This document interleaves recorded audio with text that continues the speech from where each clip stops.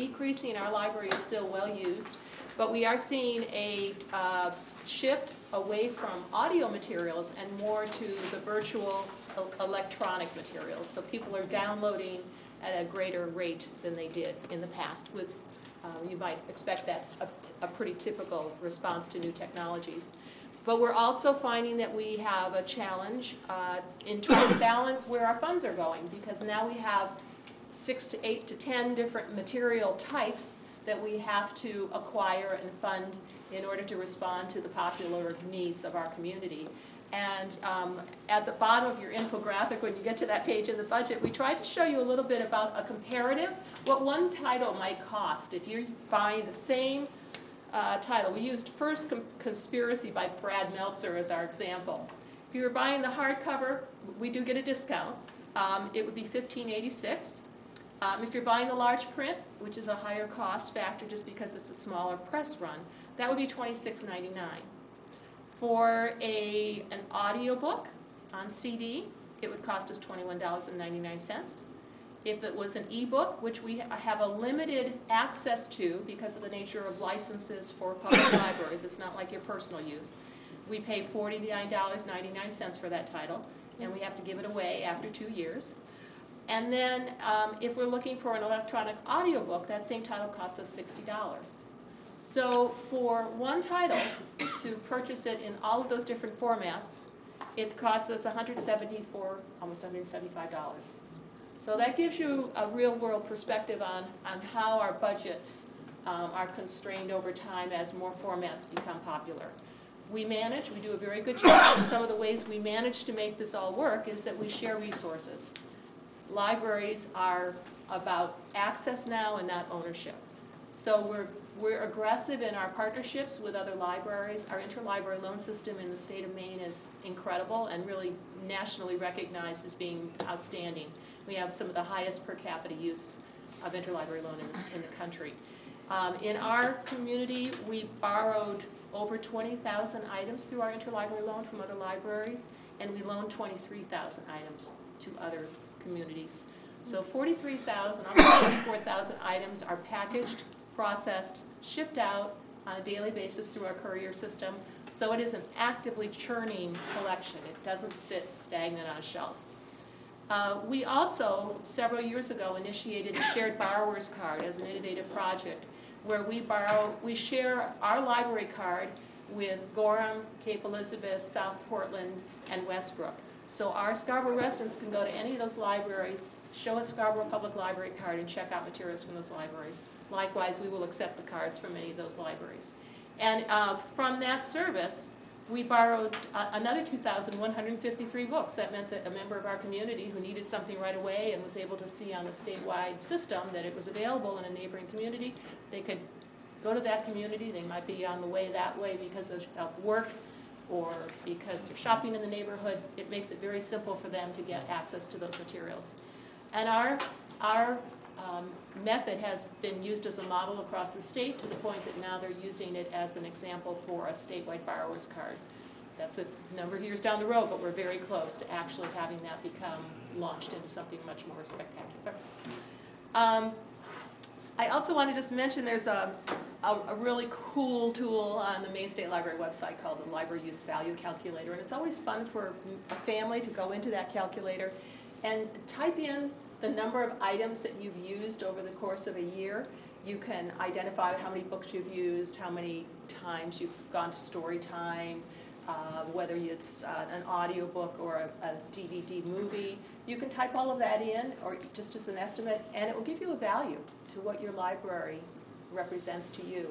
And I didn't have all the numbers in the format that was required by the calculator, but just with a cursory entry of what we've circulated in the last year, I came up with well over $4 million in value with just some items, not the entire collection. So we really do provide a lot on a real-world basis to our community. We have a video that we produced for the November election, which for those of you who were nearby our table, we apologize to you because the music was a little bit they call it an earworm. There was a very catchy music background, which we've since changed. But it's a video that shows our services, and it's I think it's pretty remarkable when you have a chance to realize that those slides are only a portion of what we do. And we are going to play that video for you. If you didn't see it at the polls, we're going to play it again. But as you're watching it, I'd like you to reflect on a number of themes.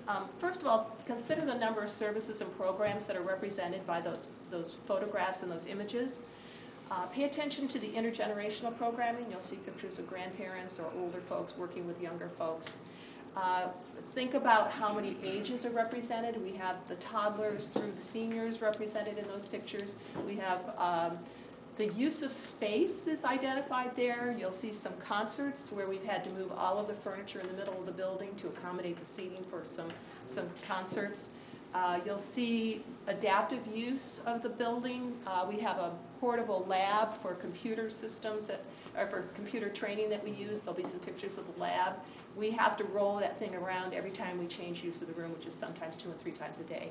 So we do a lot of furniture moving in the building, but I think you'll see that just take consider the number of times you see the meeting room space, for example, and the number of layouts that are in that room because we move furniture. And the partnerships that we have will be identified in various ways. Camden Conference, Humanities Council. We had our Earth Day presentation last year, and you'll see the Friends of Scarborough Marsh picture there. We've got the Ecos Club in one shot. So a lot goes on in our library thanks to partnerships. And then you'll see the staff from time to time, and I want you to note how the people we interact with are so varied, from the seniors again to the toddlers, and it could be any member of the staff doing that. And then another element that I really love is the engagement of the teens. There'll be some shots of our teen activities, and there's one great group shot of the we call it the lock-in now, but we have several times a year we turn the library over on a Friday night to the teens, and we have a teen advisory board, they plan all the events and activities, and you'll see a great group shot following one of those events. And then I did pass out our newsletter, and that's sort of a nice supplement. Our month alone is pretty remarkable, and an example of the innovations that we do with the Citizen Science Day, which is on the front cover. We're actually participating in a national event where we're going to be doing Alzheimer's research as part of a nationwide initiative, and we're very excited about that. This is National Library Week, so this is a particularly perfect week for us to be sharing our successes with you. So I'm going to ask Tom to launch us with the success.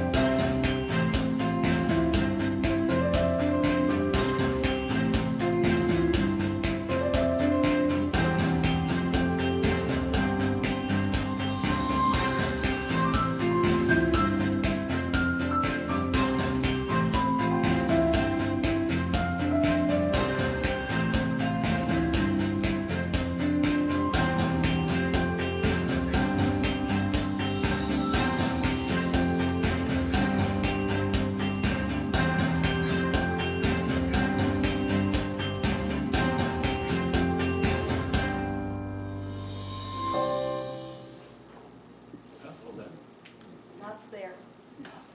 That is available on our website as well as our Facebook page. And if anybody later is interested in a list of what those slides represent, we do have that as well. So Peter. I'm up. Just to remind you, my name is Peter Hatem, and if you weren't sure, that was Chief Moulton and Chief Thurlow doing story time, if I could have only attended that with the kids. But my talk tonight is going to be brief, but it's going to be about where we were, how we got to the point of deciding to explore a building expansion project, and what we've been doing for the last 3 to 4 years in vetting that process out. I didn't realize it was going to be handed out, but I'm glad it is. We have the strategic plan that we spent a good part of 2014, later part of 2015, creating for the time years 2016 to 2019, which we're in right now. We're in the last year of that plan. But I'd like to call your attention in this particular part of the presentation to the very last page at the top, a note on the library expansion. One of the themes that kept coming up over and over again was the feedback we received from the Scarborough community about the space in the library. We did surveys, we had focus groups, we took surveys at Summerfest, all sorts of other events, and the feedback we kept hearing over and over again was the need for more space in the library. And this is, at this point, 4 years ago. So we developed and committed as a board to explore that option. The strategic plan committee that was created to create that plan has now morphed into a building expansion committee, and of which I'm the chair at this point. And what we've been doing is moving forward with the process of getting information to determine what the needs of the town of Scarborough are for the project. The first thing we've done is this spring, we sent out an RFP based on the budget allocation we were given last year for a building planning consultant, whose job it is to do information gathering, meet with us, meet with staff, meet with community members at large, and come up with a building planning document that we can give to an architect to let us know what we need and basically how big the building should be. Mr. Anders Dahlgren was hired about 3 weeks ago, and he made his first visit about 2 weeks ago to the library, and he's going to be back 2 more times to do some focus groups at the end of April, and we're expecting delivery of his report probably in May or early June. At this point, the building expansion project is now opening the door to considering an RFP or an RFQ for an architect, as well as a fundraising consultant. But we expect to have that report back from the building planning consultant very soon, and we'll be moving forward with that project. At this point, I'm going to turn the presentation over to Jim, but if you have any other questions on the building expansion project, I'm happy to answer them. Great. Well, I'm Jim Kupel. Some of you were at our presentation last year, and I presented some of the quantitative research. This year, we really embarked upon some qualitative research, and so there are really 5 different Scarboroughs or more, and virtually all of them use the library in some manner, shape. You know, we've got traditional farm and fishing families, we've got retirees, we've got young millennials, we've got multi-generational families, young professionals and singles, and they all use the library in different ways. You know, and one of the fastest growing groups, and I know you know this, are the singles. So since 2010, and this came from the master plan, 91% of the household growth has been due to single households. 91% of the new households since 2010 are singles. And so we know they use the library, and we know because we asked them. So we brought them together, and that was one of the groups that we talked to. And some of the things that they told us are libraries play a critical role in any town. One of the things that the space planning consultant told us, he does a lot of work out west, and virtually all of these younger, faster growing towns out west, they all have libraries. They're proud of them. They feel good about them. One of the women at one of our sessions said, libraries can capture the spirit of this town. I'm proud to bring people here. And so one of the things I would put in your mind a little bit is, you know, when you have friends or neighbors come from out of town and you want to show them Scarborough, well, yeah, we take them to the beach, we take them to the park and stuff, but I got people who come in the wintertime. Where do I, you know? and there is a place you can take them, and you can have some fun. You can take them to the library. And many of these singles that we talked about, that's exactly what they do. They meet friends there. They take their grandkids there. They're visiting grandma. What do? Wow, well, you take them to the library. So it's other quotes, it's warm, it's inviting, it's innovative. And Nancy sort of hit her light under the bushel basket there when she talked about the Shared Borrowers program. She was really, and Catherine and the whole staff spearheaded that for the state of Maine, and you heard that's going to be an incredible shared, not only shared borrowers, but shared savings for the state of Maine. So that's one of the things that makes it innovative. And I love the picture of the electric vehicles. So, it's great stuff. I didn't feel bad at all when I was looking at those fancy libraries out west where they've got growth rates of 50% in 10 years. And hey, they don't have a charging station out front. They got plenty of sunshine. So another piece that we heard from folks that when we talked to them, and this is really reinforced by some national data from the Pew Research Organization, that Americans and Scarborough residents in particular feel that public libraries help them find information that's trustworthy and reliable. And that's 78% of adults say that. Libraries help them find information that's trustworthy. Another 76% say libraries help them find new things. And this was one of the areas that we explored in some of the multi-generational discussions that we had, which was, they said, we're in a culture of information overload. Families need help when they don't know how to frame a question. Where do they go? Librarians can help, and many times our librarians serve that purpose. And another one said, just like the fire department can help with the smoke detectors, the Scarborough Library can help with information. The library has the directory. So if you want to know about what's happening in Scarborough, what to go, where. Now these are a little old, but 2018 isn't all that. Isn't all that? Just the cover, but yeah. We update it constantly. So, and these, if you'd like to learn more about your community, incredible resource, and the collections to connections is an important part of that. The other thing that we heard is that the libraries facilitate people getting together and doing things. They are, it's a great place that has helped other groups find their homes. A Parkinson's group was originally germinated at the library in terms of helping them find a place. And the library provides connectedness. And I think that Parkinson's group is up at the Maine Medical Center now. K-Med, as we affectionately call it. So this connectedness, you saw that also in the slides where people were under shelter. That was from that last ice storm. There's a human connectedness that you feel in the library. Anybody can walk in there and feel comfortable and welcoming, and this is a quote: "More than books, the library is a living part of the town. It grows as our needs grow." And so I think that's the key piece that we've heard. It's highly valued by our constituency. From that survey last year, we got 92% said they were satisfied or extremely satisfied. And there are a whole bunch of programs, and I've got a long laundry list here, but I don't want to read them all to you unless you want me to. But this is something that, not only as a trustee that I've come to appreciate the value of this, it's also something that through the voices of these people that we talk to, they help me appreciate it more because they probably like it even more than I do, and they're doing stuff there. So that's kind of, and the convenient location, it's an important public space.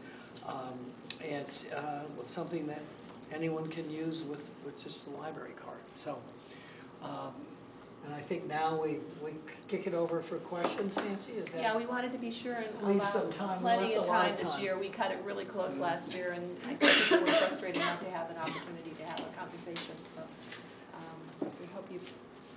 Now, I got more facts and figures. We can fill time, so. Questions or comments? Just a quick question. Can you talk a little bit more about the building and timing and what you're thinking? Is it 2 years out, 3 years out?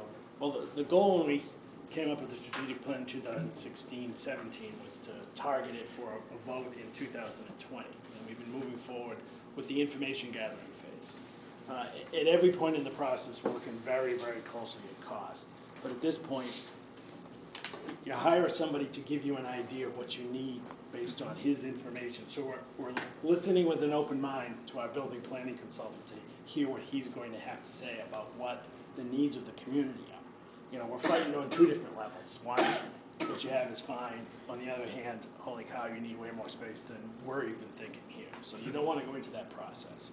In terms of timing, we're trying to balance our asks with the clear understanding, and what we're hearing from the town is resources are limited. We understand that completely. But right now, we're in the beginning part of that phase. We're moving forward cautiously, and we're gathering the information and spending wisely what we've been allocated. So referendum in 2020? That would be the ideal right now. But again, 21, something like that? Yep. I think in part that was based on discussions with the town when the CIP budget was originally, correct me if I'm wrong, Nancy, drafted up, I think 2 or 3 years ago, that essentially after the public safety building, which clearly was the #1 priority, we would be in the queue for consideration then. It's also a presidential election, so it would give the most people in the community an opportunity to voice their opinions on that. In 2006, when we did the referendum, it was a June primary, and not the best time to have put forward a proposal of that size. The other piece of our timing is based on the need to do fundraising. We do expect to raise some money through a private capital campaign as well to supplement what the needs are. So that would be part of our planning process as well. That takes a lot of energy and planning and research. So we want to be sensitive to the needs of that work as well. Yeah, I have a question and a couple comments. First, can you remind us, I'm trying to remember, when was the last referendum question regarding the library? 2006. It was 6?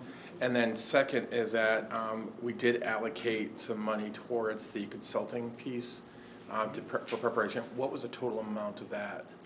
And where are you in kind of a expenditure spending? We were given $100,000 for planning in the current fiscal year, and that's the work with the building consultant. That's our first expenditure of that $100,000. At last year's budget period, we had an additional $100,000 in the next fiscal year, and at the manager's suggestion, we backed that down to $40,000. We haven't spent everything yet. We don't know what we're going to need, so it didn't seem appropriate for us to ask for the full $100,000 for this next fiscal year. Okay. I just wanted to share with my own couple of things, having been a former liaison. So first, while I was a liaison, the power of our own library was pretty telling in the sense that I was actually a member of the Sanford Rotary community that I was working in, and I worked very closely with the library with Nancy and at the time President Emily Reed to start a little free library in Sanford, something that they never thought would ever come to fruition, let alone last.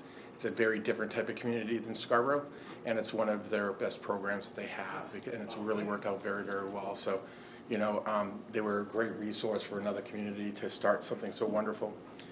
And I hope that I can share from having heard this presentation so many times, is that, you know, this community, when we try to prioritize services, we tend to forget, and we focus a lot on children's services, education in particular, and we always forget that there is a demographic in town that expects some attention outside of education, and the library is a significant contributor to the lives of our seniors in particular. Having had a grandmother who was a big patron of her own community library, it's very important, especially for, you know, I don't want to call them closed in, but a lot of seniors who are alone and at home, and they find the services. And so I truly hope that Scarborough prioritizes the needs that you guys are expressing. One of those points, Sean, I think is critical. We're seeing in other research that we do that social isolation of seniors and children is an increasing concern to many communities. And that social isolation happens in a whole bunch of different ways. For seniors, it often happens because of a health condition or a loss of a spouse or loss of transportation. The library is a really active place to help prevent that social isolation and keep people engaged with their friends and their peers. And we also have the... Cue the bag. Cue the bag! This wasn't set up, but it worked out perfectly. She's got one of these. We do have a program for delivery to people who are homebound. And it's not just seniors. We have sent it to families who have a new baby or a person who's had surgery and can't get out on a temporary basis. These bags are dedicated to our home delivery service. We have two sizes. We have for the active readers, we have a bigger size, and we have two for every stop. So we leave one with the materials in it, and we take the one home with us to refill. And these were provided through a grant. So we were, again, creative, opportunistic, as we like to say, and we're able to create the delivery service in a bigger and better way than we used to. The original service has actually existed since the 70s, and it was one of the very first programs of the Friends of the Library. They wrote a grant at that time for large type books and purchased a very small collection of large type books. And I will say now that the large type book collection is one of the highest turnover collections of all of our collections. And that's in part because we have a large senior community, but also because those of us who spend all day on a monitor have tired eyes. And we are now discovering that the large type materials are very easy to read, and they're often available. They're very attractive now. In the old days, large type used to be really sort of utilitarian looking, but they all have the great illustrations and good cover art, and so it's a very popular collection, interestingly. I always find that fascinating to see what the numbers are. And the social isolation of youth. So you may have seen in the video the Minecraft. How many of you are familiar with Minecraft? Yeah, so about half of you. Okay, so Minecraft, believe it or not, is the largest multiplayer community in the world. It's billions and billions of people. And so what you saw there was a really unique and interesting thing that the Scarborough Library does, thanks to Tom and others. They get together and they work on Minecraft stuff. Instead of doing it in your basement by yourself in a bottle of Mountain Dew, you're with some friends. You still might have a Mountain Dew, not in the library. No, you can have it in the library. Oh, okay. But it creates this other sort of interaction, this other sort of connection, and that's going to be increasingly important as we continue to go into this, this digital future that we really don't understand all that well. The library is an anchor there for them to be able to continue that human connection. And you also saw our robots on the screen too. We have a bevy of robots that the young folks do programming activities with, and we've actually won. Well, I shouldn't say we've won the competition. We've come out on top in the competition several years. And for a while, there was a great shot of our Super Bowl game with the opposing teams using robots. It was really a great success. Echo that point is one of Council Bavine's points.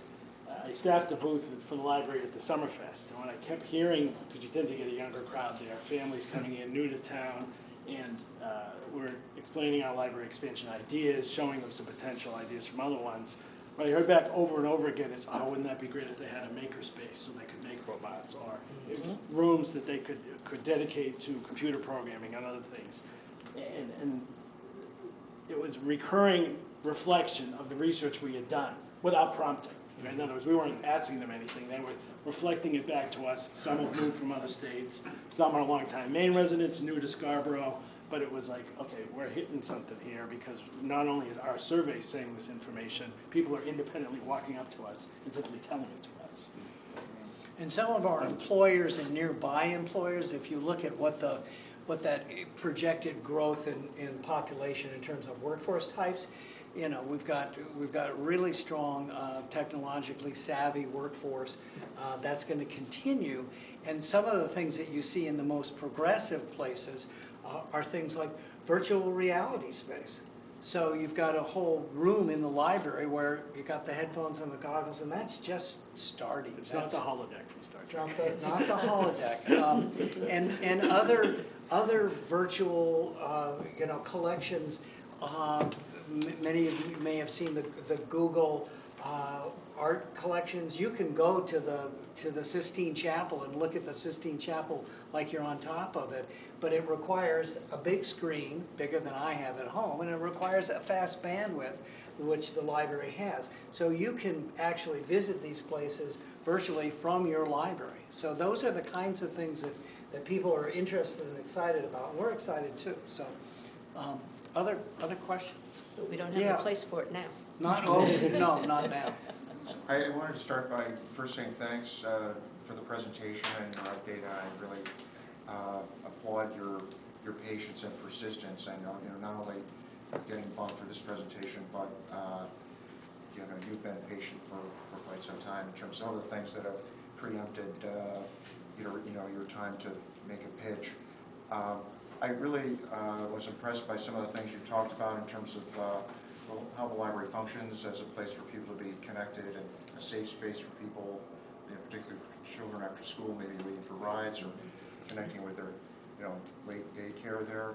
I also like the things you said about access to information, versus loaning books, and finally the point you made about the growing role of a library to be a source of trustworthy and reliable information. So I think that is really important. So the need for a library and how well you've done managing with different media in terms of managing your budget and so forth. I think you should be applauded for that. I had a two-part question. One has to do with how you connected with the public, in the survey work that you did. I read a little bit about how you did it, but what was, and I think you used SurveyMonkey, was one Survey of the... Pro, it's a Yeah. different product, and we also had access to some other software that Jim had available through his professional connections, but Survey Pro is our primary software.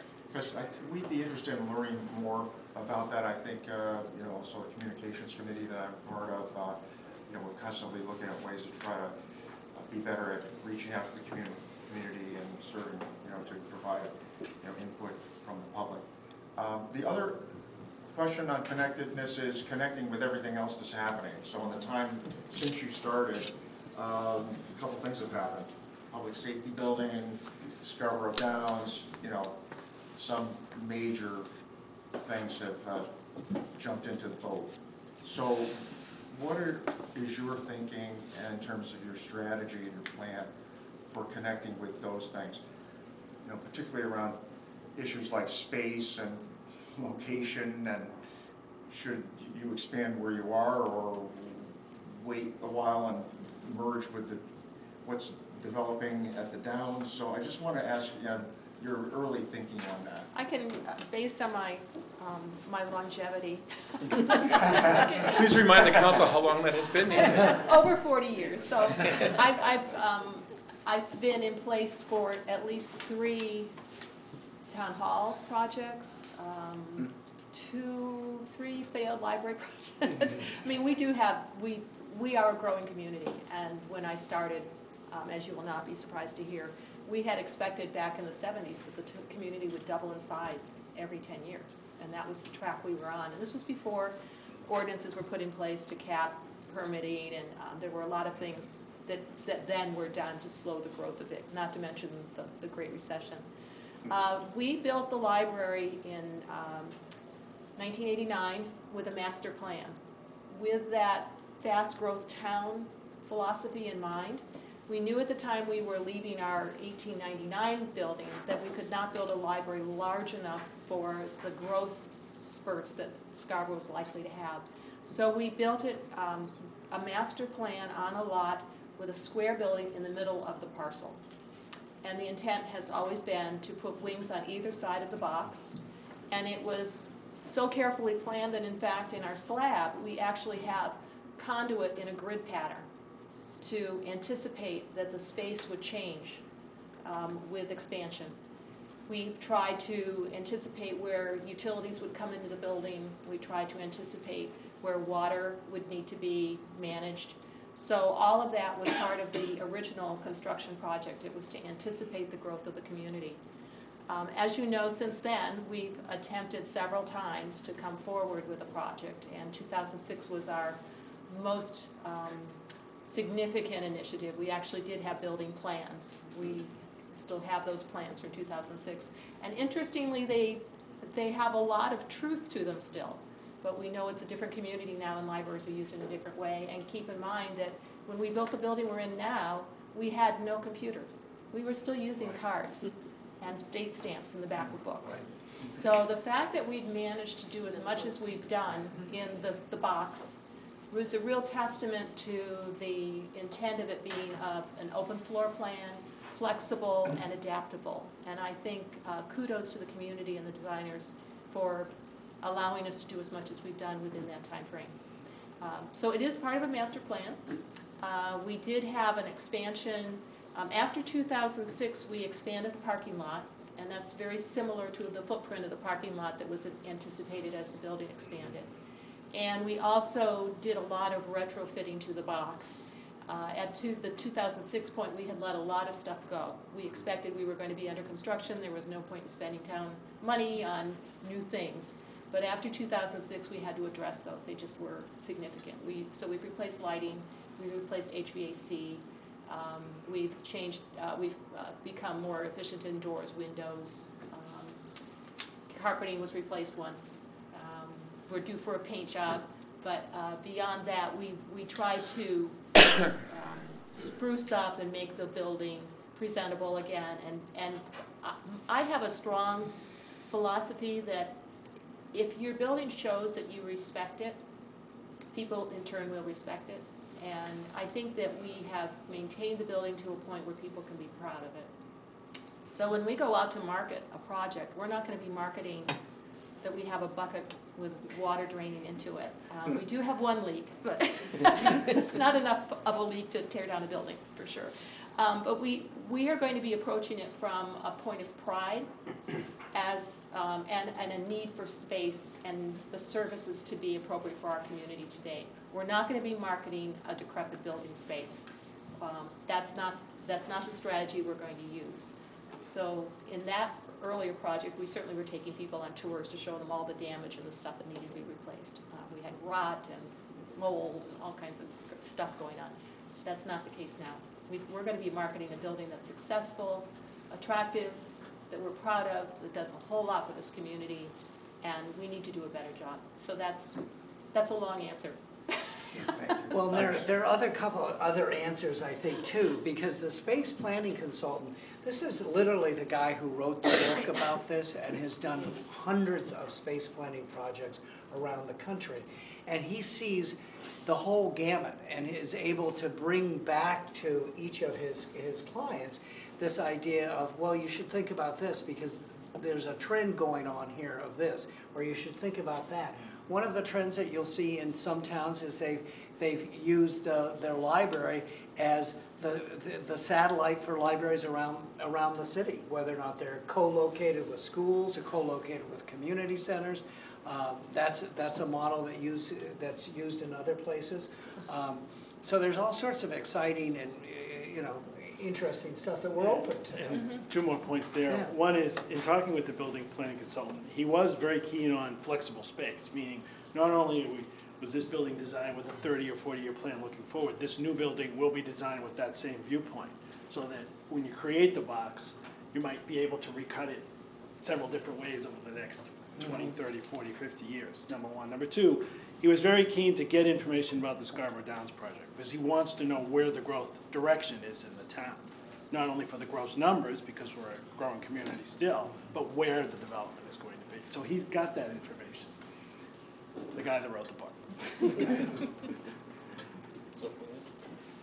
This is, I guess, kind of along the same vein, but and I feel like in a presentation in the past you addressed this, but I'm forgetting it now. So let's speak in hypotheticals, right? And let's say hypothetically we vote as a community to build a consolidated primary right? Mhm. That consolidated primary would potentially be located in the center of the town, let's just say. Mhm. And there are pros and cons to a public library being connected with or attached to a school. And am I right that you You are. have talked about this You are. before? Okay, so can you just remind me some of the pros and Sure. cons of that, just so that I have a frame There's, of... there are, let me just back up a little bit because we have some local examples. Portland Public Library has some community library spaces adjacent to their schools in several communities. But they still have, quotes the mothership, they still have the main library that's serving as the primary focus of the library services in that community. And it depends on who you talk to, I will tell you candidly, as to whether the community libraries next to schools are successful or not. Most of the people that I have spoken to indicate that it's a great idea at the beginning, but it isn't in the long term. And some of the considerations that I've heard are, people don't want to go to a school. You know, people put that in quotes. Senior citizens often are uncomfortable being around a lot of activity with kids. I'm pleased we're talking generalizations here because I know there are just as many senior citizens who love being with kids. The traffic pattern is different during a busy day, and that diminishes the interest of people to approach a library during an active school day. Staffing is a huge issue, but that's more an issue if you've got a combined school and public library. Those generally do not work. So what we're talking about would be a space adjacent, so another physical space, we call it a building, adjacent to a community center or a school. The school, for those folks who think, well, that would cut down the number of librarians or staff, that is not true because a school library has a very different function than a public library. They will support the curriculum.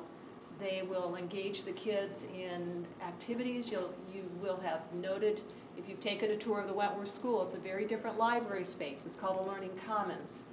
So it's a collaborative space that's supported in a very different way than a public library space is. So school libraries have a different function, a different role.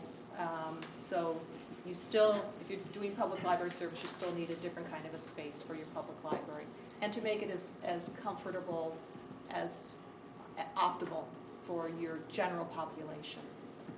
There are certainly examples that I'm reading about in Canada where there have been some communities that are trying that again. There have been sort of waves, like every 30 or 40 years it becomes kind of popular again to try it.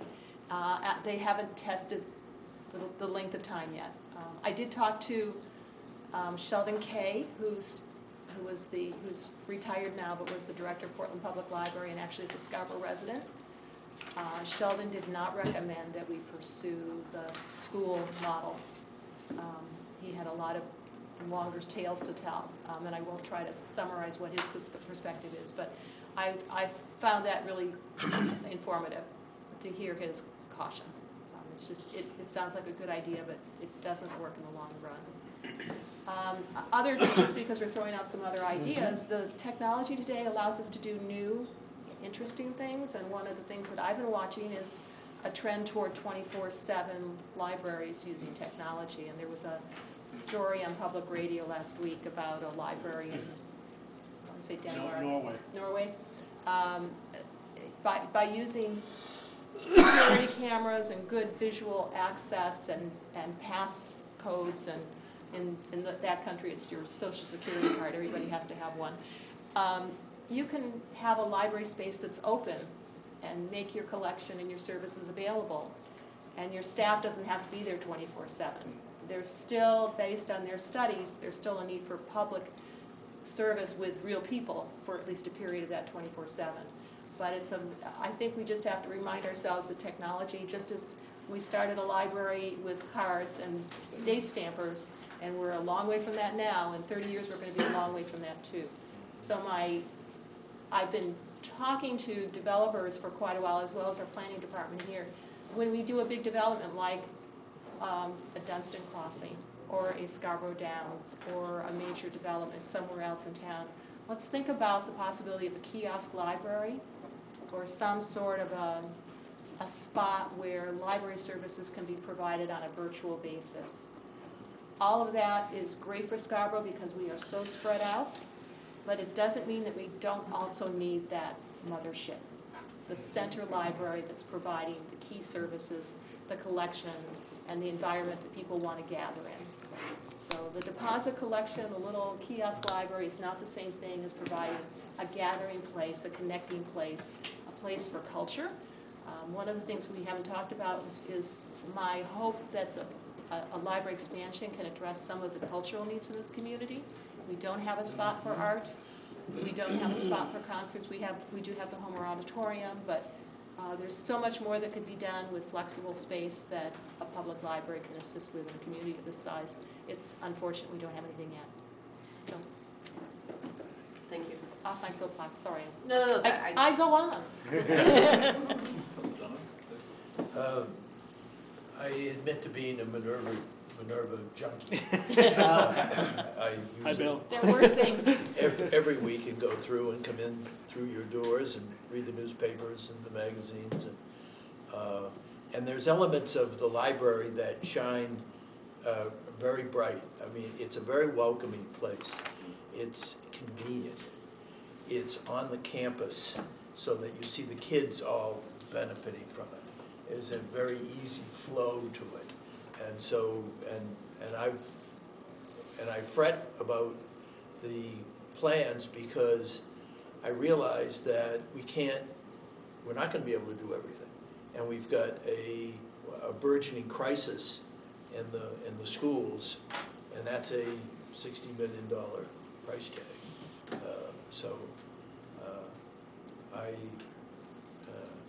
I would like to think that being in a mothership environment with an expansion plan that maybe takes advantage of what are the necessities, the things that are essential that because this is a vibrant, you painted a picture of a place that serves all sorts of elements of our community. And there is no other place that is that broad. So, and it fits where it's located. So, I mean, it's hard to deny any of that. So this kind of trying to save by consolidating or combining with another, like a school, it's hard to imagine that would be an effective solution. But yet, I worry how are we going to be able to allow, and it is a 30-year-old building, and it isn't just a 30-year-old building because the building's maintained well. It's that the community is 30 years older, and all the technologies that's like in the olden days, that would be 1990 to 2019 would be like 1800 to 1900.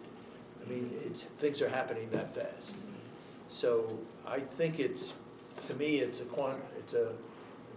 I'm not sure exactly how, but I definitely think that you guys are doing such a great job that the community should respect your opinion as to what's needed. Thank you. Have been patient. You know, and actually kind of build on that a little bit. You know, it's sort of the same thing. I think if we had flashed back a year ago and say, in this environment where we are, we're competing for resources, would the community have endorsed a $22 million new public safety building?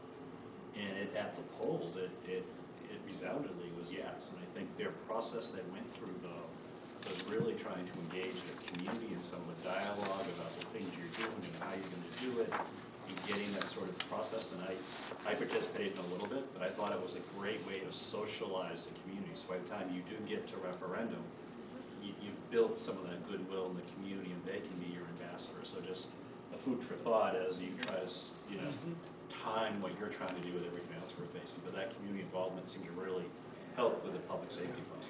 And we should say that the space planning consulting is going to be holding a series of discussion groups later this month that'll be open to different groups and get those conversations, because we really are responding to the community need. It's not we didn't sit around a table somewhere and say, oh, let's figure this out. No, we're asking our clients, our patrons, the community, what does the future of Scarborough look like? What are you going to be proud of 20 years from now?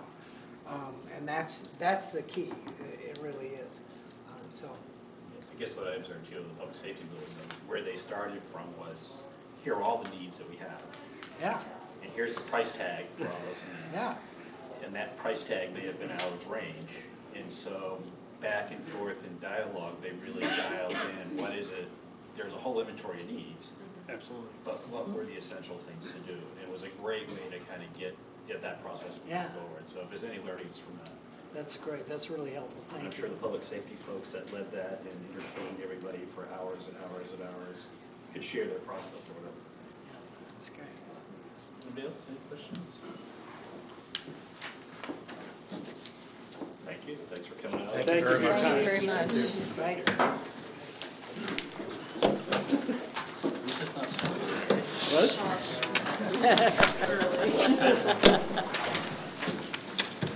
Thank you.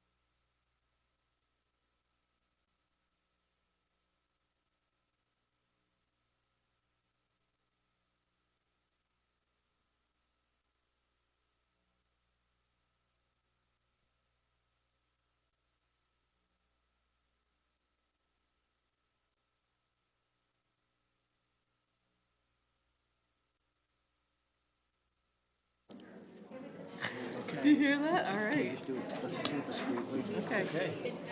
Okay.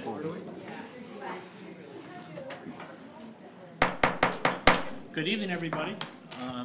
We'd like to call the meeting to order. This is a special Scarborough Town Council meeting, Wednesday, April 10th. It's a workshop of the library trustees, which we just concluded, and it's a special meeting beginning at 7. So with that, I'd like to call it to order with Pledge of Allegiance. I pledge allegiance to the flag of the United States of America and to the republic for which it stands, one nation, under God, indivisible, with liberty and justice for all. Thank you. Roll call. Councillor Babine? Present. Councillor Johnson? Here. Councillor Foley? Here. Councillor Donovan? Here. Councillor Hamel? Here. Chairman Hayes? Here, and Councillor Katarina is on vacation this evening and is not here. She let us know in advance.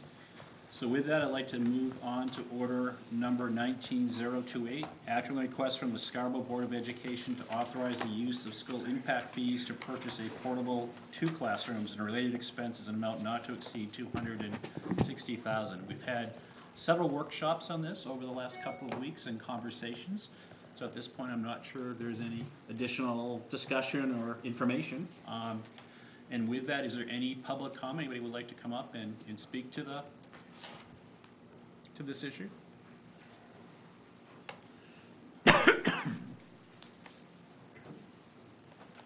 evening, Larry Hartwell, 5 Colby Drive. I don't have any issue with spending the money that's apparently a need there. My question is, or a couple of questions.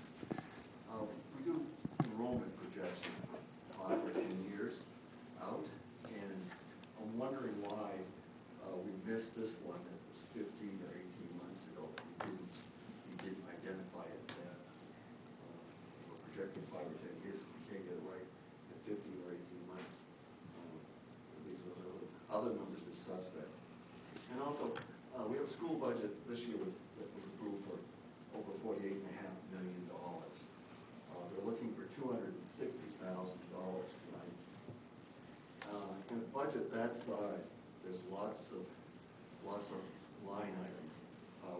We're talking about 1/2 of 1%, and with reserve funds and various other accounts, it seems incredulous that there isn't $260,000 available. And if it was, they could have already placed the order for the classrooms.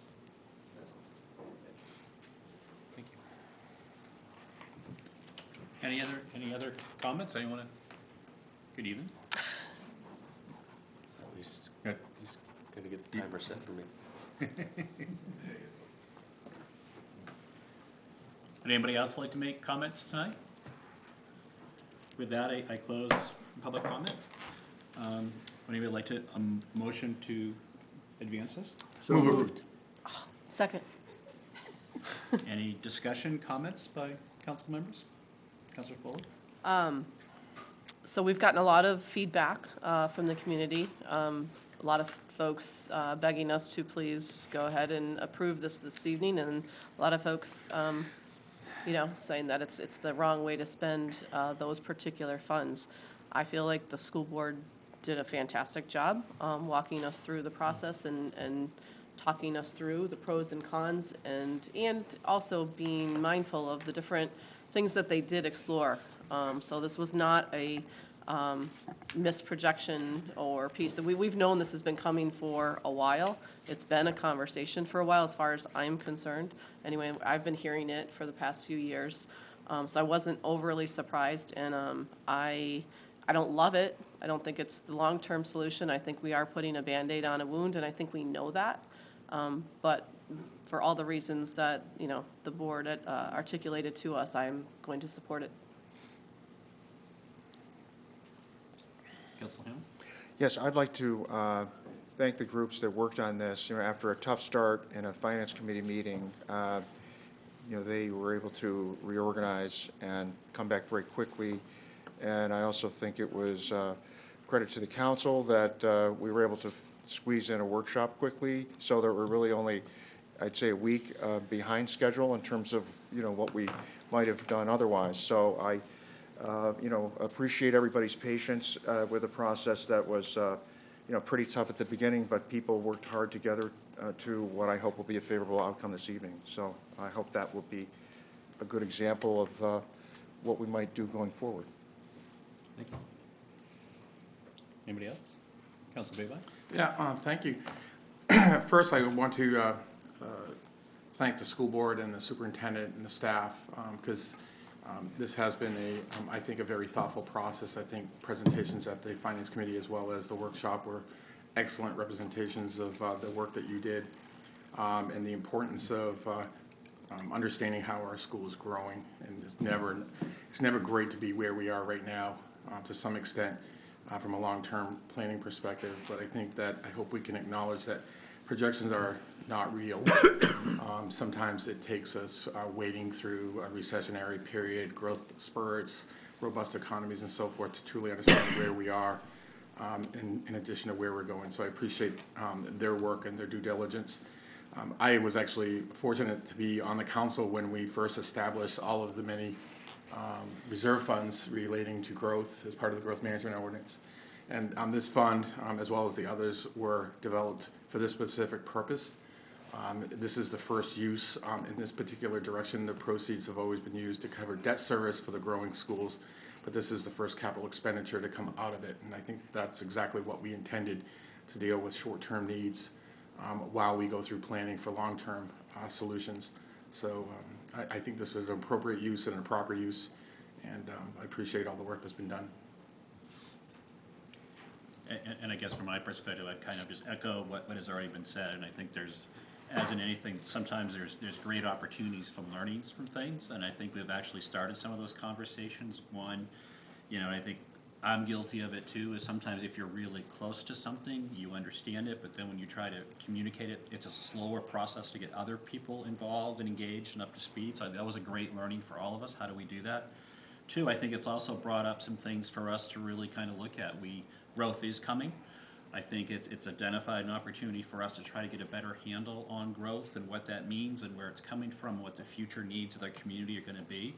I think it's also really highlighted that we need to be working toward what is, as Councillor Foley said, a Band-Aid. We know that this isn't the permanent solution, and hopefully this will motivate us all to kind of really figure out what we're going to do and how we're going to get there and how we're going to take care of needs. So I will be supporting this tonight as well.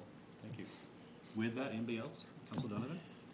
I thought the workshop was really well done. I mean, it answered a lot of my questions, but it even, I think, opened people's eyes to the impending crisis that we'll have with school populations in the next 4 or 5 years. And I think that was as important a lesson as anything. We need to get cracking. The school board seemed as if it was more than up to the challenge of getting going rapidly. So I appreciated every aspect of the workshop, and I feel very confident that this is the appropriate thing to do at this time. Thank you. With that, any additional comments? Looks like there's none. All those in favor? Unanimous? Thank you. Next item on the agenda is 19029, the first reading and schedule a public hearing on the proposed fiscal year 2020 municipal school budgets. At this point, the public hearing is scheduled for May 1st. Is that correct? That's correct. 15th, I think. Oh, the May 15th. May 15th? No, I beg your pardon, second reading is 15th. May 1st, you're correct. Okay, thank you. My mistake. And so with that, it's a pretty straightforward process. I've looked at the numbers, and with that, does anybody have any public comment tonight they'd like to share with us on this issue?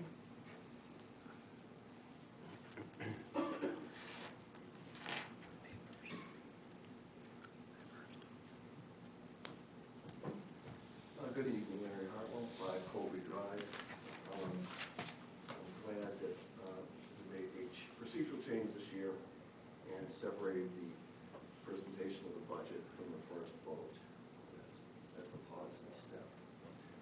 Tonight, the town council should vote no on this first reading of the town school budgets. The town council set out and voted for a goal of 3% mill rate increase. Our town manager, school superintendent, were given the task to figure out how to meet this. 4.9% mill rate increase. This should be rejected tonight. Why is it so far off? Increased spending of nearly 7%. Yes, the operating budget for the town and school is up 6.9%. How many taxpayers are getting a 7% increase this year? The increase in spending is nearly $4.5 million over just 1 year ago. That's not acceptable. The town manager and the superintendent's budget should be voted down tonight, and they should be directed to go back and bring in the budget our elected officials requested. Members of our community, volunteers serving on our town council and finance committee should not have to spend weeks trying to reduce this level of overspending. Again, tonight the town council should vote no on the first reading of the budget. Thank you. Thank you. Any other public comments?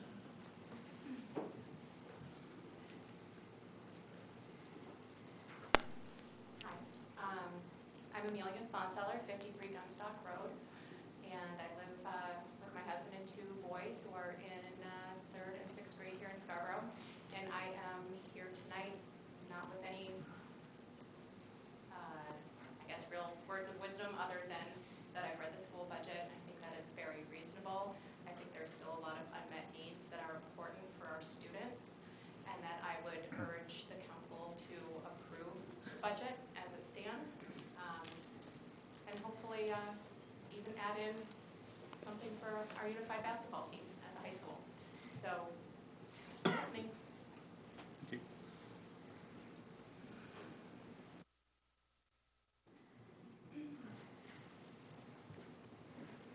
Hi, my name is Stacy Newman. I live at 17 Windsor Pines Drive. 3 kids, 1 in Wentworth and 2 at Blue Point. My husband is there too. And I want to say that I do support the budget. But one of the things I really hope to get from the town council, which we have in the past, that we could use more of in the Board of Education, is really supporting a budget for the town and the school that is about education and growth. I think we really need to embrace looking at our town budget the way we do our long-term planning, and just really a vision, and not a let's plan our town at a certain percentage increase. People don't move to Scarborough, they don't stay in Scarborough, they don't visit Scarborough because the town has increased taxes a certain percentage or not a certain percentage every year. They come and stay in Scarborough because of our community, of our vision, of our leadership, and I just hope that that is what we're looking at. I think this is a fine budget. There are a lot of unmet needs, and I just think we can all do better recognizing the importance of education, growth, and community while we're looking at the numbers. So, thank you.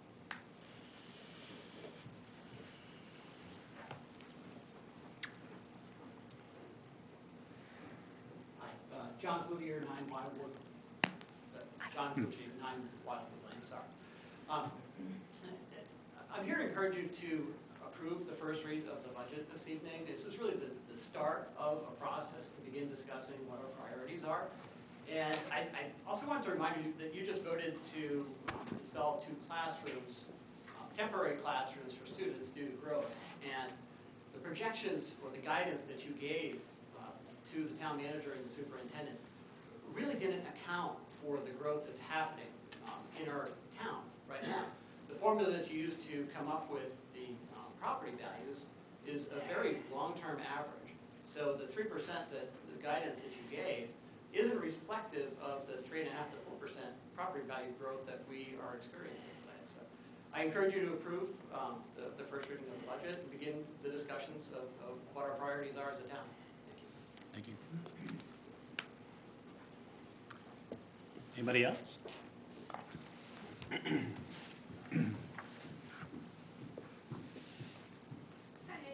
Hi. My name is Hillary Durgan. Tonight I'm speaking on behalf of the school board. Do you still want my address? It's 9 Sequoia Lane.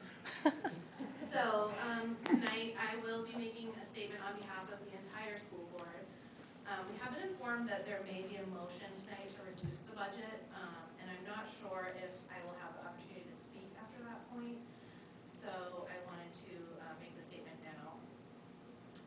It's quick, but we will be concerned that this type of motion will discredit the clearly established process on how we arrive at the final budget number. The budget goal of a 3% or less increase in the mill rate was understood by our superintendent and the board to be a final goal, meaning that this is where we would be at the end of the process. And right now we are at the first reading, which is the beginning of that. We have met with the entire leadership team to learn about the school budget for this year. And we are also concerned that a change this late in the process, after they have worked under the impression that they build a budget for what we need, would create unnecessary angst among our staff. We have clear evidence that the budget has always been reduced from first to second reading. We all agree, I think, that the budget process is divisive, unproductive, not good for our town, and we want to improve it. However, now, midway, or actually 3/4 of the way through the process, is not an appropriate or responsible way to make that change. We'll continue to work with you over the next several weeks to meet the expectations that you set, and to get to that goal of the 3% mill rate increase. But I just want to reiterate that we are playing a baseball game in the 8th inning, and instead of finishing that baseball game, you're asking us to now switch and start playing basketball. So again, I just want to say that we do not feel that a change that late in the game would be productive for our students, our staff, or our leadership. Thank you.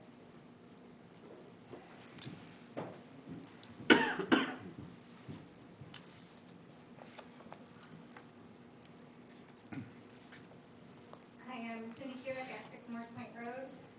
I just wanted to say really quickly, every year my husband and I look at our budget and we look at our 401k and we look at our house and we look at our money and we make investments into all those things. And we do that because we have long-term goals for our family.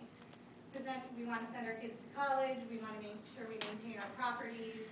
Every year costs change and we have to adjust to those things. Things get more expensive. Maybe our property taxes go up. Maybe our electric bill goes up.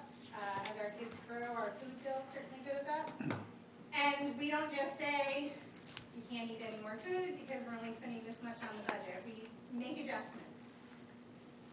Our town needs to also make adjustments. It needs to invest in our long-term plan. So by putting an arbitrary number that we don't want to go anymore, that's just unrealistic.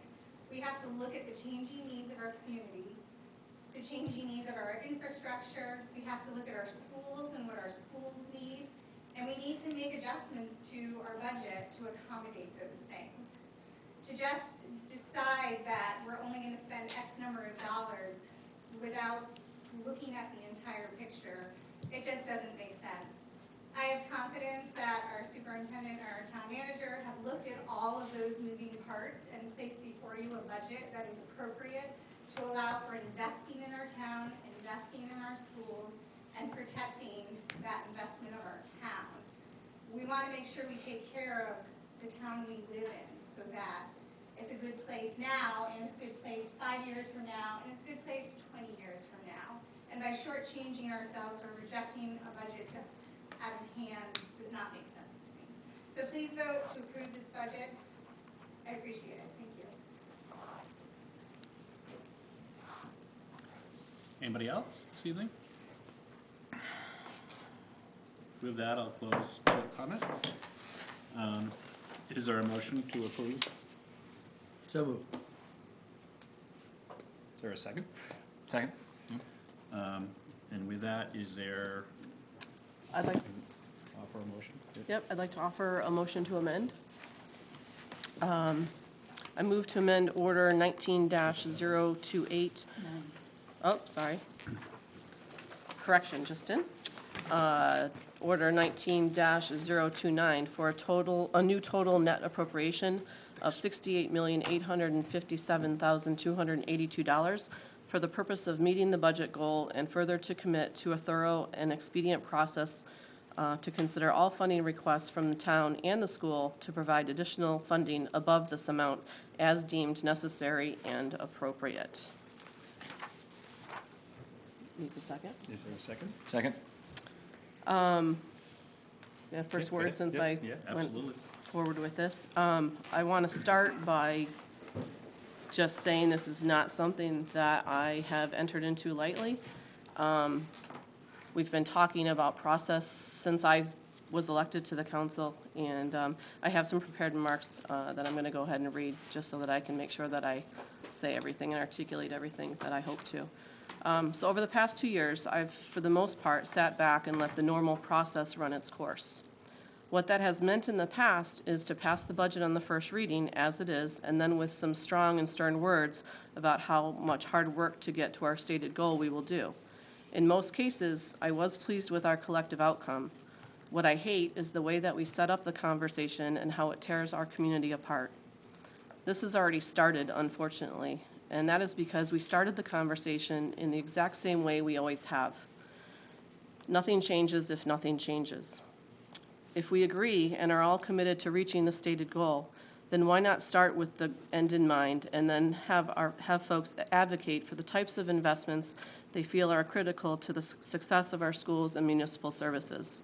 I recognize this is a hard pill to swallow and that we've never done it that way. But because we've never done it that way means we don't know if it can't work, and maybe we're starting a different conversation for our community. I'm not angry, I'm just frustrated and I'm concerned. I believe with my entire core being that we need to change our process, that what we've been doing the same way year in and year out has not been working. If it was, we wouldn't have the divisiveness that we've had. I'd like to reframe that conversation and change the point of departure a bit and hopefully model the behavior that we'd all like to see more of in the community. The change in the motion tonight attempts to start the conversation differently. It allows for dialogue about what process changes can and should we undertake and what the right investments are for our town and school and where we can fit them in, rather than what do we have to cut to reach our goal. It makes no demand on where those changes would come from, municipal versus school, and to be honest, I'm fine if we leave the school budget completely intact and bring it all from the municipal side, or if we decide to do 2/3, 1/3 as was tried 1 year, that's a possibility as well. I just want us as leaders to try to do something different from what we have in the past, and I challenge our community to try that new approach as well. I think it would have been great if we could have came out with this number right from the gate, but I respect Tom and Julie's choice to come out with a budget that they believe had all of the investments already in there. They take their charge and responsibility seriously, and I respect that. I just have a different opinion. And I think a new approach and a new process new process improvements are in order. In the past, as a body, we've always fallen in line and passed the budget on the first read without any changes. In other words, we followed the status quo. To not pass the budget and move it on to the next phase would be a nuclear option, and no one here is proposing that we do that. It could be done.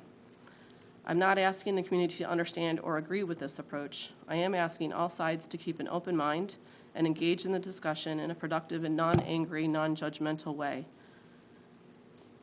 To view the process from a lens other than your own, to start from a place of trying to understand our differences rather than judging them. We do not have to come out of the gate tonight as a united, unanimous front, and we do not have to belittle each other for having opposing views about the approach. I do hope on that part we can agree.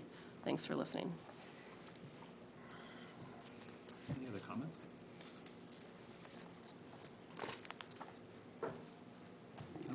Yeah. So first of all, well said, Katie Foley. I understand that there's possibly a risk. There is a risk in what we're doing here. This is something that is completely brand new. But even tonight, the majority of the public comments are about the school budget. That is not what this motion is about. This motion is about our responsibility as a council to say we have a goal, and we're trying to meet the goal. And as far as I know, the goal is typically a mill rate increase of 3% or less. And the way this reads is saying we're giving 3%, and now let's give more if it all makes sense. So this is nothing more than a reframing. And so we can decide that we're gonna say that we're cutting, or we can decide that, hey, we set a goal, we sat around a table, and we're just reiterating that goal, and move us off the number. We know, most everybody in here knows 3%'s probably not the number. That's not what this motion is. This motion is an effort to change the way we do it. And I support it, support it 100%. Council Hill? Yes, I agree with what has been said so far, that this may come as a bit of a surprise, and I can understand completely how it would be viewed in a negative way, and people could really be disappointed with it. But there's also this concept of mean what we say what we mean. You know, we're going to walk the talk. Our actions should match our words. You know, we did agree as a council on a budget goal of 3%. 3%, no greater than a 3% increase in the mill rate. And I think Councilor Johnson has done a great job of describing what this motion means tonight. I think we've made progress in a short period of time. I think there's general consensus on that target and about the overall consolidated budget that would be required to deliver that. And I think it represents an opportunity of approximately $1.3 million from the overall budget. This is something that's well within our ability, especially on a fiscal year 2020 budget that was proposed originally at over $100 million. So the question is how? How are we going to move forward? I think what's in front of us is achievable and realistic. Like others have said, it's a starting point, it's not an ending point, so I hope that we all can keep that in mind.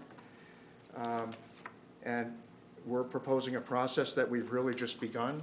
We had the first reading last Wednesday night, and the very next evening, the school budget was reviewed by the Board of Ed and unanimously approved. So, and we're following on to that with a slightly revised approach. So I think it's going to require patience and creativity and goodwill, and that we all may have to make some sacrifices in the end. But it also requires a little bit of confidence and trust in one another and a willingness to work together and do what's best for the town. And that includes everybody, and you're not excluding any group. And I think that hopefully some things we've tried to do recently in terms of including the community on very difficult issues that ultimately went away, that there were some parts of town that had serious disagreement with, that ultimately will lead to a better outcome that's more sustainable and something that we can build on, and will ultimately lead to a better climate in the town with how we deal with similar issues. We're dealing with a period of rapid, disruptive change, and I think the issue we went through with the modulars is a really good example. I don't think we have a clear idea of how much change is ahead of us and what's going to be required of all of us to manage that effectively.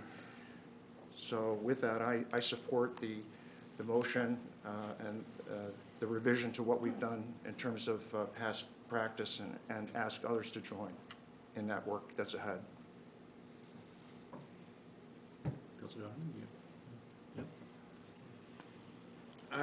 I do not favor this motion to amend. It has two problems as I see it. The amendment is fundamentally flawed.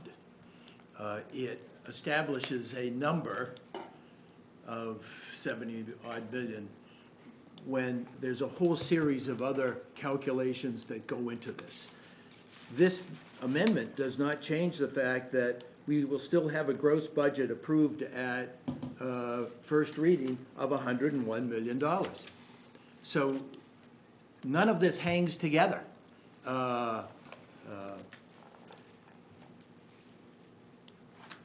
It also bothers me, to what purpose? All I'm hearing is that, let's try something different. I'm going, please. I've been doing this for 6 years. The last 5 years, we have used a process that has taken us from about the same point in terms of initial budget proposals to budgets that have averaged about 2.5% over that 5-year period. And even taking out the reval year, we're still under 3%. Do you think that there's going to be less tension caused by doing it this way? There's going to be more tension, a great deal more stress and concern by the school department and school supporters. I think this is for show, and I'm really disappointed in it. And that brings me to the second thing. This process is flawed. This is the kind of decision that should be either done and discussed and debated thoroughly at when we set our goals. This is a significant change of process, or at a minimum in a workshop, instead of getting a call that there was some pressure on the superintendent and the town manager to put forth a 3% budget last week, and then this morning, I got it at 11 o'clock when I looked at my email, this thing, and I go, what is this? So it really bothers me that we are seeing this for the first time. I didn't know there was any amendment coming. All I knew was there was an initiative at the end of last week to have the town manager and the superintendent put out a 3% budget. So I will oppose this, and if it's approved, I will oppose the first reading, and I will certainly explain how I think the process will be able to still work, notwithstanding the interference that this effort makes, because I'm very confident that we can make a very successful budget season out of this, notwithstanding this serious misstep. Councilor Babine, you want to comment? Sure. So I have to, in a way, smile a little bit, and I got to tell you that when I heard of this, I've spent most of my day at my local office at Starbucks, and I've written a Mueller report simulation of about 400 pages and comments. Tried to redact as many comments as possible down to a 4-page summary and just couldn't do it, so I just took some notes. I concur completely with Councilor Donovan. He mentioned he's been here 5 years. I've been off and on for about 15 of the last 20 years. And to suggest that the process somehow does not work is disingenuous or unknowledgeable at the very best. Primarily because turnout after turnout during budget processes, that turnout, I think, suggests that we do a good job. While there might be a minority that may not appreciate the outcomes over time, does not necessarily mean that we have a discontented community or population that trusts us in making the decisions that we make. We talk about, I think it's mean what you say and say what you mean. I was pulled back to the original council goal setting session in which the norm, I believe, was the 4th bullet. It said improve internal town council communications. And while 4 members of the council met privately, whether individually or collectively, I don't know, with the manager to kind of set this up, it's disappointing to have received that at 8:52 this morning in a distribution by the manager. And I'm not blaming the manager by any extent in this, especially being chair of finance. So I'm a little shocked, disappointed, obviously. And I agree, I think that this process is obviously flawed, but I think it's because of the political antics such as this that occur during the conversation that creates that flaw. I think that Council Donovan rightfully suggests that the legal language is way more complex than simply adjusting the bottom line adjustment. Actually, within the full page and a half, maybe 2 pages, it includes budget allocations based on departmental needs, including the overall number. So the fact that this does not flow into a congruent document, let alone an understanding, is questionable. And from a legal perspective, while I'd like to think that this is, one of the citizens or a school board mentioned about baseball and basketball. I actually look at it from a somewhat similar analogy, in that this is one of those videos that you see where a catcher throws the ball to second base to tag out a running base stealer. They get there safe, and the player pretends to throw the ball back to the pitcher and actually hides it in their glove and then tags them out. Might be legal, but you have to question the morality of it and how we play the game. I think that the amendment lacks in transparency and leadership of this council. It's disappointing. The lack of detail and ambiguity in the language in the amendment allows for, I think, the authors and the people pushing this to hide behind their responsibility to identify where they want that adjustment, as is required when you make that, if you look at our own charter. You know, and I think that it's telling to say that outside of my surprise, we entered into this consent agreement or this compromise and also reaching a consensus. So we talk about a 3% tax rate, but yet we try to limit the conversation and force others to agree that as part of that conversation, we can't have a conversation around the impact of the revaluation, which is an expense to the town and has an overall impact. So I think it's disingenuous to say that this isn't about a 3% tax rate increase. It's a little bit bigger than that, but it is all about it. And it's about the revaluation and what the impact of the town that could have. I am not voting in favor of this motion. I am not voting in favor of the main motion if it is included, and I hope no one believes that it is because I agree with a citizen who says that this is too big of a budget. I think that the process that this amendment has undergone is disrespectful to our colleagues on the school board and to the rest of the town council and the town in general. Thank you. And I guess where I am, and it's sort of, and it's really interesting, the energy and the comments that you've heard. You know, for me, and if you go back, you know, there was a saying, insanity is doing the same thing over and over again and expecting a different outcome. And what's really interesting, yeah, I've also been on the town council for 5 years. Every year, it has been our goal to come to a 3% budget overall, and we actually end up getting there. The difference becomes, and what we're trying to change, and what we have heard is the process of how, and actually some of the speakers tonight even spoke to it, saying they know that these numbers aren't going to be the final numbers, that we're going to get to a different place at the end of the process, which is true. But what we've also heard, what I've seen, is an incredibly divisive process where community members are pitted against each other. We're arguing over the numbers. We've had elected officials calling people from the audience liars and misinforming. It becomes really toxic to our community. I think what we were trying to achieve here is let's start at the point that we all know we're going to get to and have a really good conversation about, and you heard it tonight from several people, what are the investments this town can make and should make?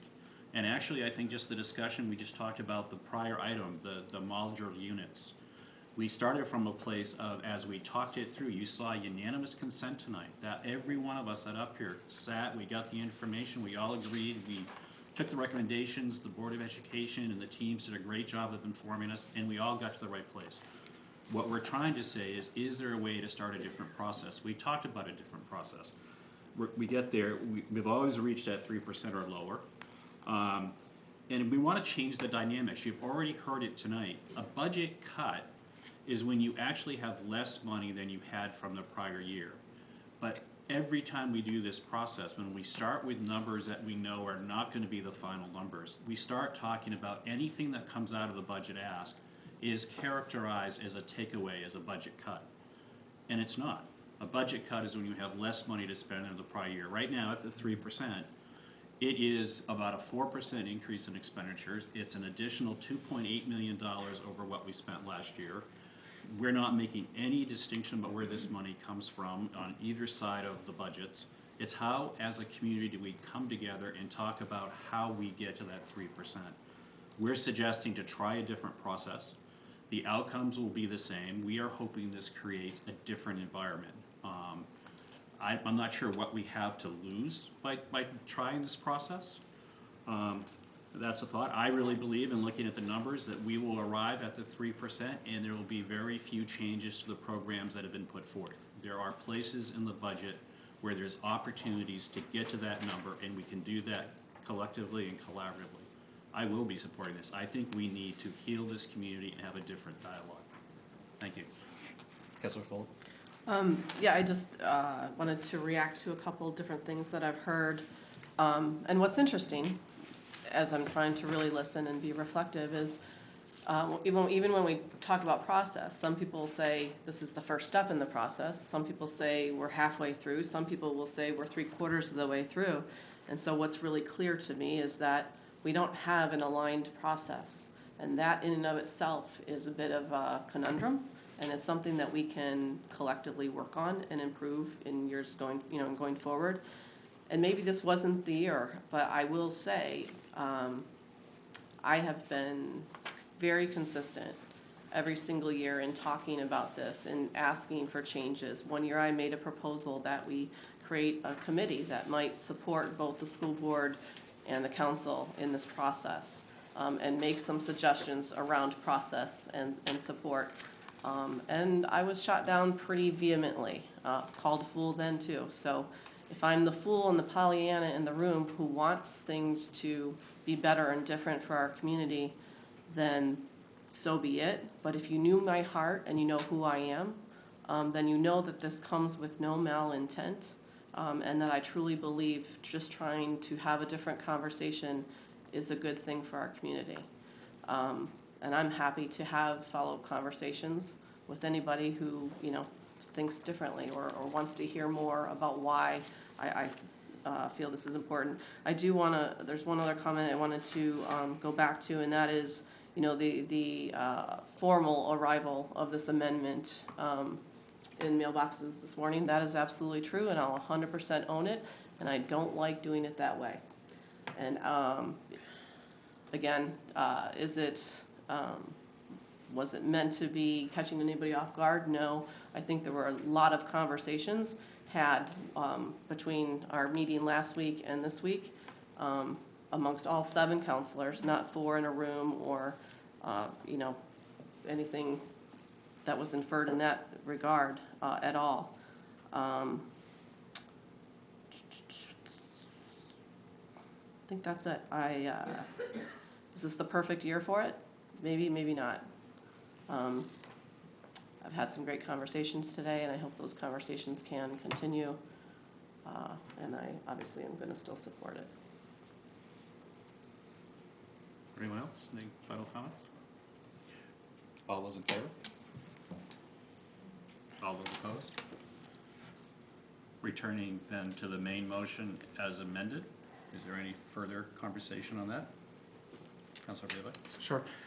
So I'm still voting no for the main motion as amended, but I do want to ask, since given this circumstance, that if we could ask the manager and the superintendent to provide us with an analysis of the gap that has been created. And since Councilor Foley recommended that this could happen 100% on the town side, I'd like to understand the impact to the police, fire, and public works department, especially given the needs with special education. But I also would want to see the pendulum swing and what the impact would be on the school side should they absorb all of it, and then we can find maybe a middle ground in between.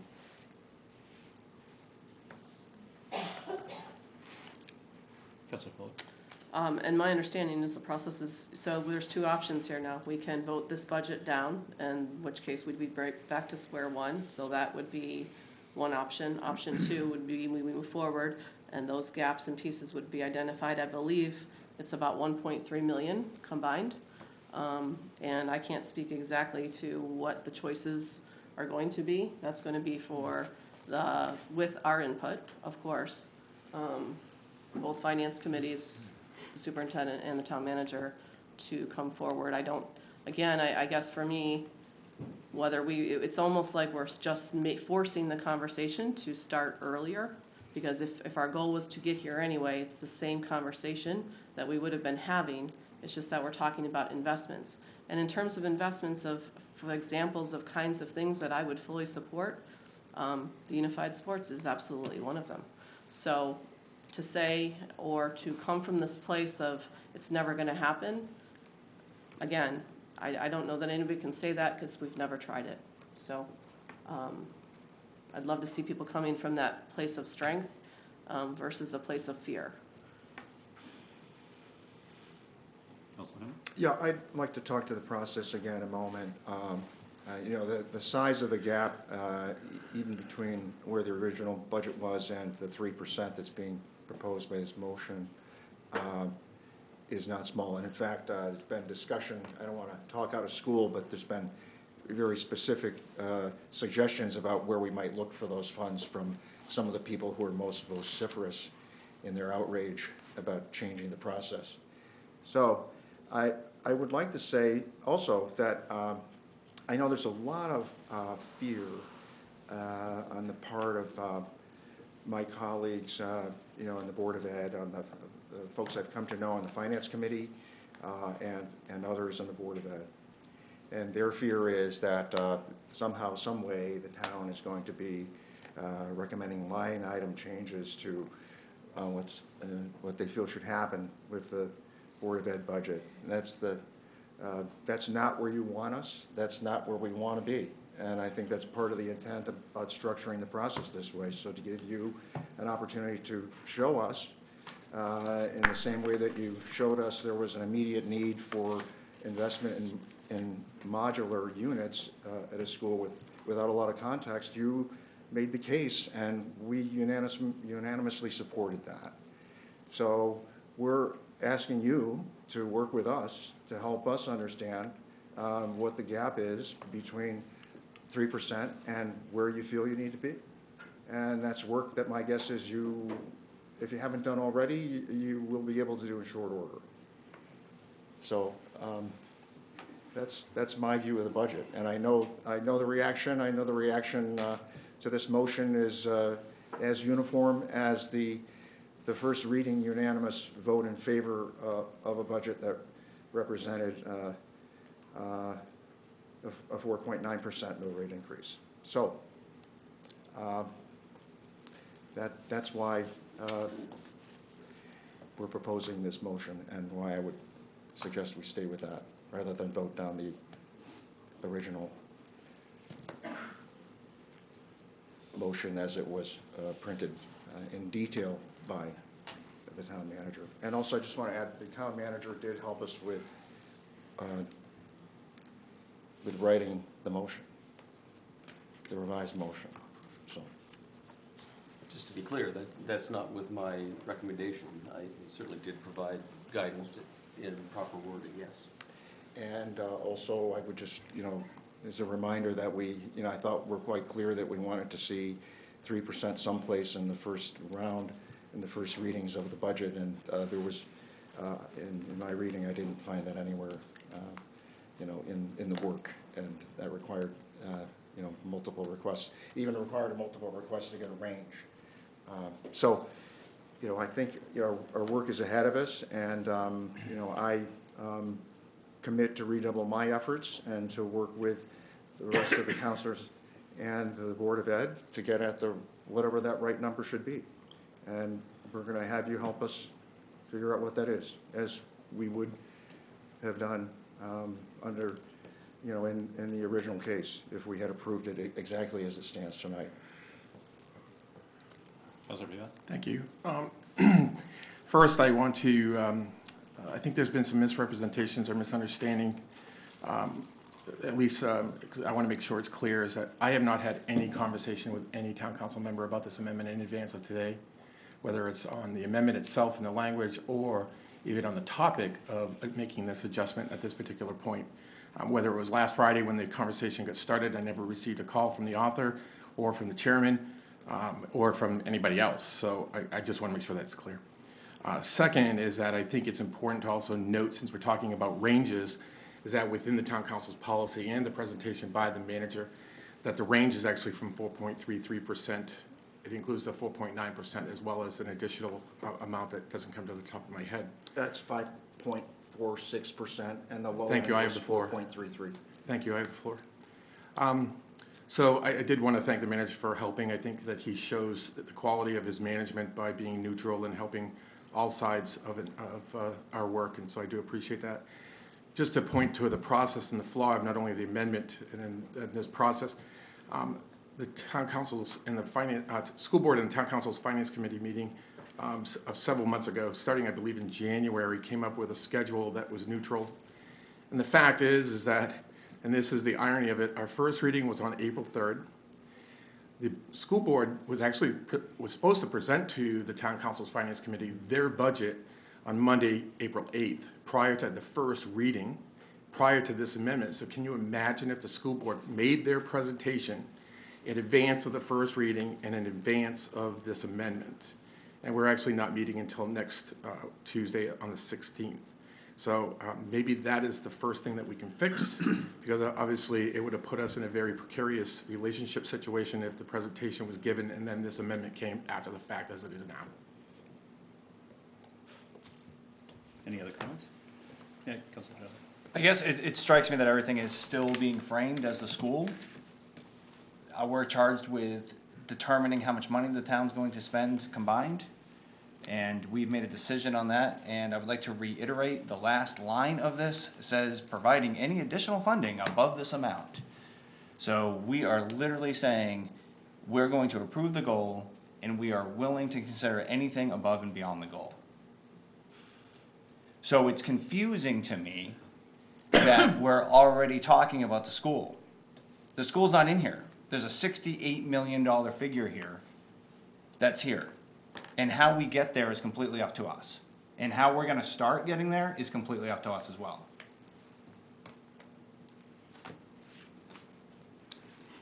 So, any other comments? Councilor Donovan? Through the chair, the 68 million combines the school and the town? Yes, that's the bottom line net Yeah, appropriation. and so the school is in there. Yes, the school is in there, yes. This Oh, sorry. 3% goal, I've always tried to express it qualitatively, a reasonable, predictable increase that is fair both in balancing the interests of taxpayers who are bearing a burden and the needs of the community and my own interest, the schools. We happen to be blessed with a town manager who more than ably has taken care of town budgets in every year that I've been here, and I've been very proud of him in his performance. But I think we can lighten up a little bit here, because I have no doubt in my mind that we can do this. It isn't even a close. When you look at the budget and you start digging in, and I've communicated that to the other 6 members and heard from most of them agreeing. There's all sorts of ways in which we can do this without devastating the school budget or the town budget. You should realize that when we talk about $1.3 million, we're talking about an adjustment on either expenses or revenue. I was told just today that the legislature has endorsed a return of municipal sharing to 5%. That's a way in which substantial increased revenue can occur. It isn't going to be all cuts. And I think that I personally, having studied the budget carefully, do believe that the school is in a more sensitive and more difficult position than the towns. But I have a lot of confidence that we've got a great town manager to handle our budget, so that we're not going to unnecessarily burden the town. But I am very sympathetic to the situation that the school finds itself in.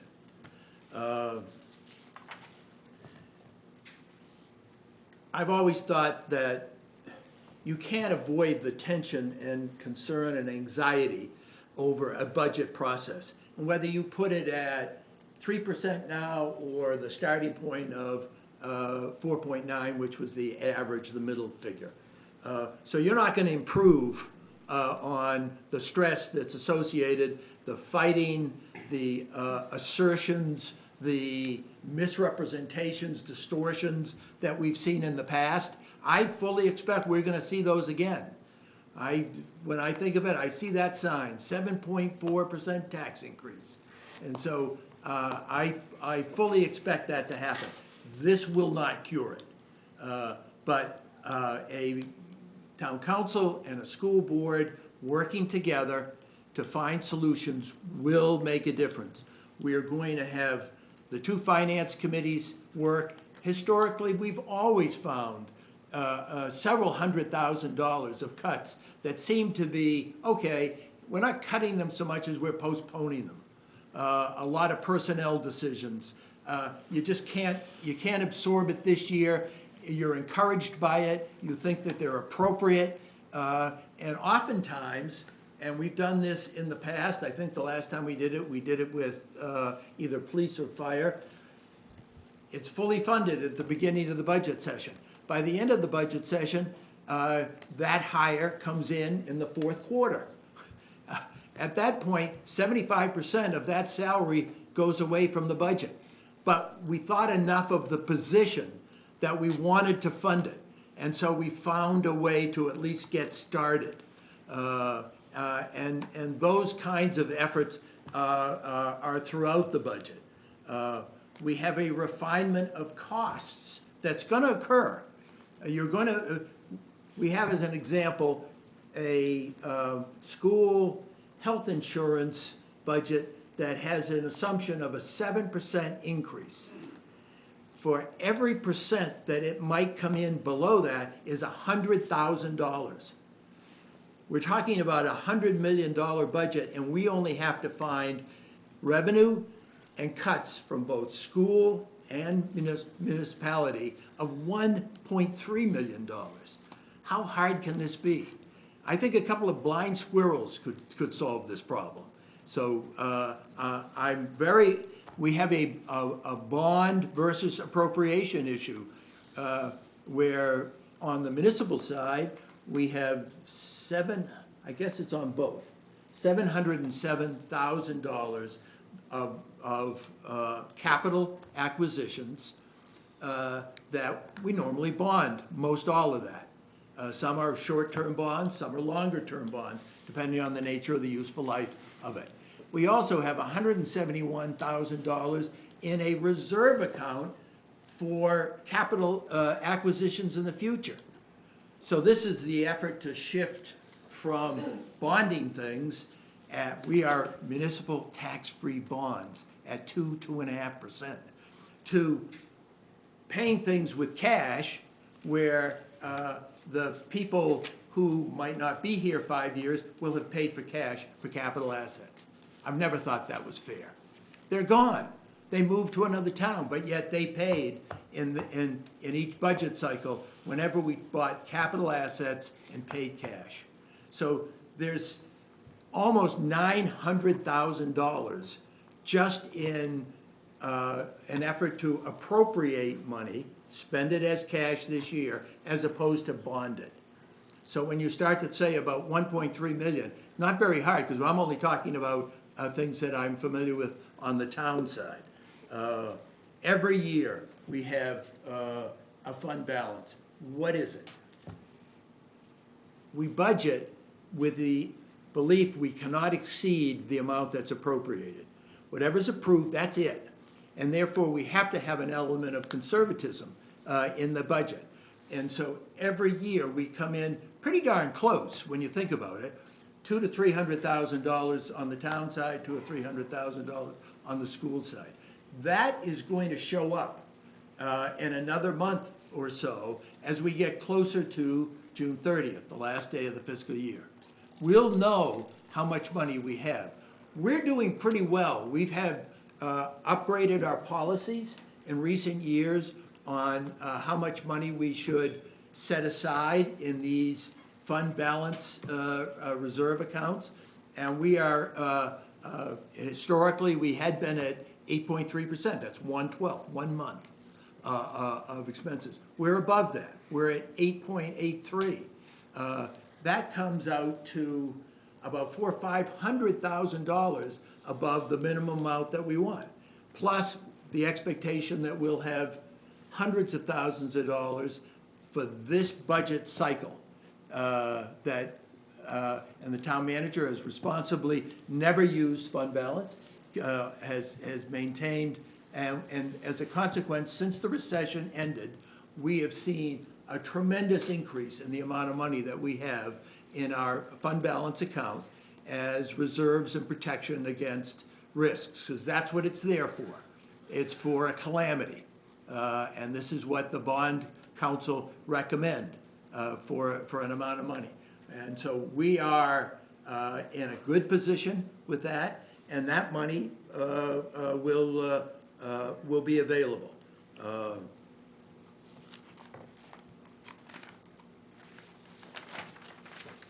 In years past, we have allowed all these factors to take place, and at the end, the finance committee of both school and town, meeting with the superintendent and the town manager, have said, okay, if we have a shortfall at this point, you understand where we are better than anyone else could possibly understand what our priorities are. And we have asked them to make recommendations. And that's the process that we've gone through since I've been here. And it's always been successful because we were of one mind. We all wanted to have low, predictable, responsible tax increases so that people could afford it. Some people might say, it's not enough. Some people might say, well, you're being too tight. But it's sort of the middle ground that you try and arrive at. And so, am I confident that we're going to make it? Absolutely. There's no doubt in my mind. Can we do it without being utterly disruptive of the school's budget, which I like, and the town's budget, which I like? Yes. Will it be some nicks here or there? Yeah, I expect so. Always happens. But we all realize that. And we all realize that we're trying to balance to get a good outcome for all the citizens of our community, even though we may represent different constituencies at different points in time. So I would leave you with, we will get there. We, notwithstanding what's occurring here tonight, we'll stick together and we'll have a good outcome. Councilor Paul? Yeah, I actually 110% agree with Councilor Donovan. We will get there. We're just going a little bit different way on a little bit different road. The conversation's going to be shifted a little bit. Again, it remains to be seen whether that will be effective or not. If it makes people feel happier or more comfortable, I will tell you I won't support cutting anything at this point. I will only support investment and things that make sense. But I'm really hoping that between the two committees that are going to be working on this, counselor input, school board input, public input, that at that point we're going to make those decisions and hopefully do exactly as Councilor Donovan outlined, get to the same place that we would have gotten to. We're just going at it a little bit differently. So I completely respect that my fellow counselors have a different view, and no need to hurl insults back because I don't think that's helpful. Councilor Bieber? Yeah, just a clarification to Councilor Donovan's comment regarding Maine revenue sharing. So the legislature actually has not taken the item up yet. It's the taxation committee that actually supported increasing it to the 5%. It has now been forwarded on to appropriations since it is an expenditure. And I believe the taxation committee has to come back and provide some type of response regarding how that's going to be funded because it's not available in the governor's budget. So I just want to be careful with any source of governmental funding that we're cautious in not overestimating or getting overly reliant on those sources because it just simply may not come to fruition except for probably the 45% reimbursement of special education.